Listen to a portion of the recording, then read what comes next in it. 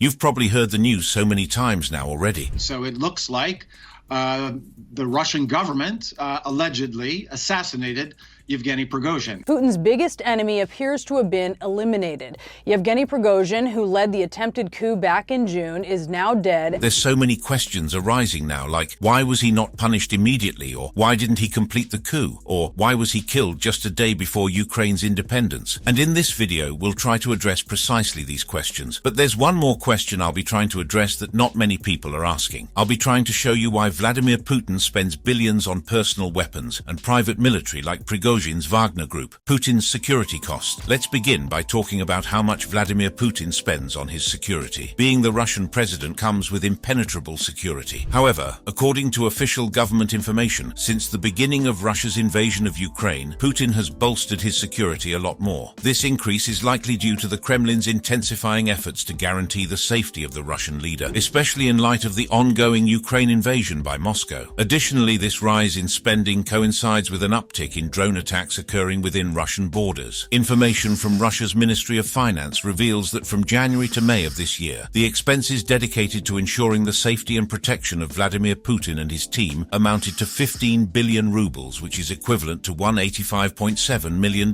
This sum constitutes 77% of the yearly budget allocation, marking a 15% increase compared to the same period last year, according to a report by Moscow Times. Notably, this figure surpasses the government's spending on both the Russian military and border defense, as highlighted in the same report. But how much does Putin really spend on his own personal protection via personal weapons and private military like Prigozhin's Wagner Group? According to some sources, it's a shocking $2.7 billion. The Federal Protective Service, also known as the FSO, short for Federalnaya Sluzhba Okhrany, is responsible for Putin's round-the-clock security. This agency, headed by Viktor Zolotov, is also responsible for distributing the Russian budget. Reportedly, Viktor Zolotov was sanctioned in 2019 for violating many human rights in Russia. While the FSO is tight-lipped about their budgets and spendings, according to some sources, their annual budget is billions of rubles. The Federal Security Service, FSO, boasts approximately 50,000 uniformed individuals, along with several thousand personnel who operate without uniforms. This agency has authority over the Cheger, designed for potential use during a worldwide nuclear conflict. Additionally, the FSO manages a secure communication network intended for high-ranking government figures. Endowed with significant influence, the FSO possesses various privileges and abilities, such as the ability to conduct searches and surveillance without requiring warrants, execute arrests, and issue directives to other government entities. And it isn't just the FSO that keeps Putin safe and protected at all times. The National Guard of the Russian Federation is yet another security measure for the Russian president. The Federal Service of the Troops of the National Guard, also known as Rosgvardia, functions as Russia's domestic military force. It operates as an autonomous organization, directly answerable to President Vladimir Putin. This reporting relationship stems from his roles as both the Supreme Commander-in-Chief and the Chairman of the Security Council. The creation of the National Guard was perceived by certain observers as a move aimed at improving operational effectiveness and preventing unnecessary overlap of duties within Russia's security framework. This decision was based on a comprehensive evaluation of the strategic obstacles confronting the nation. However, according to speculations and some reports, Rosgvardia was established by Putin to develop a personal armed force capable of managing domestic unrest and thwarting potential color revolutions, both within the country and even in allied foreign regimes. About 340,000 troops are part of the National Guard, distributed across 84 units stationed throughout Russia, reporting directly to President Putin and not to the Ministry of Defense. According to some estimates, it takes a staggering 200 billion rubles or $2.1 billion of Russian taxpayers' money to maintain this private army. That's not all. Vladimir Putin also has yet another layer of security, the SBP, or the Presidential Security Service. The Presidential Security Service is a federal agency responsible for safeguarding the President and Prime Minister of Russia, along with their families and official residences. Its roots can be traced back to the 9th Chief Directorate of the KGB during the USSR era. The agency's initial leader was Alexander Korzhakov, a KGB general. Between 2000 and 2013, General Viktor Zolotov occupied the role of the head of the Presidential Protection Protection Service. Approximately 2,500 personnel were reported to be part of the agency in 2007, according to information published in Western media. The Psychological Security Department is a division within the Presidential Security Service, charged with evaluating intelligence related to threats against the president's life. This department collaborates with experts from various intelligence agencies, including GRU, FSB, and SVR. The SBP has 4 different units, each having an important task for the security of Vladimir Putin. Putin's personal bodyguards make one of the units of the SBP. Reportedly, these guards are chosen after an extremely thorough investigation and trained to become fit for the task of Putin's security. They're so good at their work that they're known as the best personal protection unit in the world. Putin's personal bodyguards are trained to eliminate anyone they consider a threat, which is why former police officers aren't considered for the job, according to some sources. That's because former police officers are actually trained to detain and not to kill. It is rumored that the SBP's bodyguards are operational psychologists who can perceive a threat just by looking at a person. These bodyguards, known as the Musketeers, must be between 19 and 35 years of age to qualify, and their height should range between 5 feet 7 inches and 6 feet 2 inches. They're also trained to boost their stamina and should be able to withstand any kind of weather, and must maintain a weight between 75 to 90 kilograms. To become Vladimir Putin's bodyguard, one must also know at least 5 foreign languages, along with good political knowledge. If you thought those are way too many parameters, there are some more coming in. Reportedly, Putin's trusted private bodyguards need to be extremely well trained in combat, not just physically but mentally as well. They need to be non-hesitant to kill and feel no remorse after doing so. Allegedly, they are equipped with unique briefcases designed to shield Putin and contain Russian-manufactured 9mm SR-1 Vector pistols loaded with armor-piercing ammunition. Prior to Putin's travel, advanced teams engage in thorough reconnaissance of the destination, sometimes months in advance. They assess potential public reactions, evaluate the impact of adverse weather conditions, and even consider the potential for natural disasters in the area. Before his arrival, the accommodations he's going to use are thoroughly examined, and jamming devices are set up to counter the remote triggering of explosive devices. Technicians also conduct electronic monitoring of mobile phones and other devices in the vicinity. While in transit, Putin travels in a convoy of heavily armored vans, accompanied by military special operators wielding AK-47S, anti-tank grenade launchers, and portable anti-aircraft missiles. When appearing in public, he is enveloped by 4 layers of security. His personal bodyguards provide the first ring, with additional security personnel discreetly positioned among the crowd. Further layers of security encircle the perimeter, while snipers are positioned on nearby rooftops. In 2016, Russia Beyond highlighted persistent rumors suggesting that the FSO occasionally utilized a presidential body double to enhance Putin's security, often referred to as Body Num 1. And after all of this, it's not surprising that he has a team to test and taste every food item served to him in order to check for poisoning. As we've seen, Russian President Vladimir Putin employs various security measures to safeguard himself from potential assassins and coup plotters. These precautions include bodyguards equipped with bulletproof briefcases, bulletproof umbrellas and powerful handguns, the use of look-alike stand-ins, and the presence of food tasters, among other strategies. With that kind of robust security at his beck and call at all times, it is next to impossible to cause harm to Vladimir Putin. And then there's the Wagner Group. The Wagner Group. The Wagner Group, also called PMC Wagner, is a private military company in Russia, previously overseen by Yevgeny Prigozhin, a former associate of President Vladimir Putin, until 2023. The group had utilized resources from the Russian armed forces. Although not ideologically driven, certain segments within Wagner have reportedly been connected to neo-Nazism and far-right extremism. Although the Wagner Group might resemble a typical business entity, its leadership and activities are intricately connected with Russia's military and intelligence apparatus. The Russian government has identified the utility of Wagner and similar private military firms as a means to expand its global reach discreetly, avoiding the overt presence of state military units. Consequently, it's more accurate to regard Wagner as a proxy extension of the Russian state, rather than an independent enterprise, offering services openly on the market. Indications suggest that Wagner has been employed as a proxy by the Russian government, providing a way for the state to disavow involvement in foreign military activities and conceal the actual extent of casualties resulting from Russia's interventions abroad. The group gained prominence during the conflict in Ukraine's Donbas region, where it assisted pro-Russian separatist forces between 2014 and 2015. Wagner has extended support to governments aligned with Russia, participating in conflicts such as those in Syria, Libya, the Central African Republic, and Mali. Reportedly, members of the Wagner Group have faced accusations of committing war crimes, including acts such as murder, torture, rape, robbery against civilians, and the mistreatment and killing of alleged deserters. According to Russian laws, private military companies are illegal. How do so many private military companies companies like the Wagner Group exist so openly in Russia and even assist the president himself. Within the Russian legal framework, there exist significant gaps. Although the Russian criminal code prohibits individuals from serving as mercenaries, state-owned enterprises are granted the leeway to maintain private armed forces and security entities. This, coupled with an often intricate network of subcontractors, enables Russian citizens to work for private military firms despite the apparent prohibition. Another workaround is the registration of companies overseas, which allows Russian authorities to overlook the activities of these foreign private military companies. A crucial aspect to note is that the Wagner Group isn't officially registered either within Russia or any other location. From a legal standpoint, the company has no formal existence. Aligned with the strategy of deliberate ambiguity, the Russian state not only permits but often actively backs the group's operations. This made the Wagner Group very powerful. Wagner played a notable part in the Russian incursion into Ukraine, utilizing Russian prisoners for frontline combat roles. Its presence in Ukraine escalated significantly by the end of 2022, expanding from 1,000 to an estimated range of 20,000 to 50,000 personnel. It was purportedly the primary assault force employed by Russia during the Battle of Bakhmut. In recent months, the United States designated the organization as a significant transnational criminal group and imposed fresh sanctions. Concurrently, some sources claim that human rights monitors have expressed suspicions that Wagner operatives might be implicated in a large-scale massacre in Mali in 2022. Government reports, remarks from U.S. representatives, expert analyses and additional sources collectively provide information on the Wagner Group's origins and objectives, its alleged unlawful activities, and its strategic significance to Russia, both within Ukraine and in various global contexts. As per Katrina Doxy, who has expertise in the Wagner Group at the non-profit organization Center for Strategic and International Studies, Wagner initially became engaged in the Ukrainian-Russian conflict back in 2014, during Russia's unauthorized annexation of the Crimean Peninsula. In January 2023, White House spokesperson John Kirby stated that there is an approximate count of 50,000 fighters associated with the Wagner Group present in Ukraine. In December 2022, Kirby informed reporters that Wagner had obtained weaponry it had acquired from North Korea, which was intended to be utilized in the context of the conflict in Ukraine. Let's talk about how the Wagner Group started. Around 2014, Dmitry Utkin, a former Russian officer, and financier Yevgeny Prigozhin co-founded the Wagner Group, which emerged during the early stages of the Ukraine-Russia conflict in Crimea. Reports from the Combating Terrorism Center at West Point suggest this origin. According to some sources, the group's name originates from a nickname for Utkin, or could be linked to the composer Richard Wagner, who was favored by Adolf Hitler. Yevgeny Prigozhin, known as Putin's chef in the West, had initially met Russia's president years ago when Prigozhin was a restaurateur. Prigozhin initially denied any association with the group until the latter part of 2022, when he acknowledged his involvement, as reported by the Associated Press. Subsequently, he's discussed his role in the Wagner Group on multiple occasions, as stated by CNN. In 2018, U.S. prosecutors indicted Prigozhin for his alleged involvement in financing the Internet Research Agency, or the IRA, which was characterized by the U.S. as a Russian troll farm. The IRA aimed to exploit digital campaigns to escalate political and social divisions within the United States. In February 2023, the U.S. Treasury Department imposed sanctions on the Wagner Group and affiliated entities, designating them as a significant transnational criminal organization. They were accused of perpetrating human rights violations in the Central African Republic. In a comprehensive move, the Treasury sanctioned 9 individuals and 14 entities spanning Russia, China, the Central African Republic, and the United Arab Emirates, primarily associated with Wagner-related ties. Additionally, the Treasury identified 2 yachts and an aircraft that are now under U.S. government restrictions. Apart from its engagement in Ukraine, the Wagner Group has been operational in numerous African and Middle Eastern nations. In these regions, the group has taken part in local conflicts, capitalized on resources, and extended Russia's sphere of influence. These insights are drawn from reports issued by the Combating Terrorism Center at West Point. The Wagner Group also dispatched troops to Syria in 2015 to provide assistance to the Assad government in the midst of the ongoing Syrian civil war. As per the Combating Terrorism Center at West Point, additional nations with a record of Wagner Group involvements encompass Mozambique and Madagascar. But all didn't end well for the Wagner Group. Both the founders, Dmitry Utkin and Yevgeny Prigozhin, are believed to have perished in an airplane accident on the 23rd of August 2023. Their deaths raised a lot of questions as they died just a day before Ukraine's Independence Day. Apart from Prigozhin and Utkin, as well as the 3 crew members, Russian emergency services confirmed that 5 more individuals lost their lives on the plane. These individuals were connected to the Wagner Group, Among them, Valery Chekalov, a close associate of Prigozhin believed to oversee his assets in Syria, and Sergei Propastin, a Chechen war veteran who served as Prigozhin's personal security guard, were notable figures, as reported by The Guardian. The timing of their deaths is odd, and we will talk about that later in the video, but before that let's discuss Prigozhin and Utkin in detail, along with their relationship with Putin. Prigozhin, Utkin, and Putin. Yevgeny Prigozhin is often likened to a versatile figure within covert Russian operations, with a criminal history that includes convictions for offenses like robbery, fraud, and involving a minor in illicit activities. He transitioned into legitimate endeavors during the 1990s. He served 9 years in prison before that for his wrongdoings. Released in 1990, Prigozhin returned to St. Petersburg, where he engaged in selling hot dogs throughout the city. Before embarking on a new venture, he established New Island, an upscale restaurant situated along the city's waterfront. This classy restaurant swiftly gained popularity as a favored gathering place for Russia's influential individuals, including a future president, Vladimir Putin. He initiated his business journey as a restaurant owner in St. Petersburg, eventually becoming a Kremlin caterer. To describe his business in more recent times, it is said that Prigozhin's business encompasses an expansive catering conglomerate, supplying meals to a vast number of Russian military personnel, law enforcement, medical facilities, and school attendees. These services are facilitated through substantial taxpayer-funded contracts, reportedly amounting to an estimated sum of at least $3 billion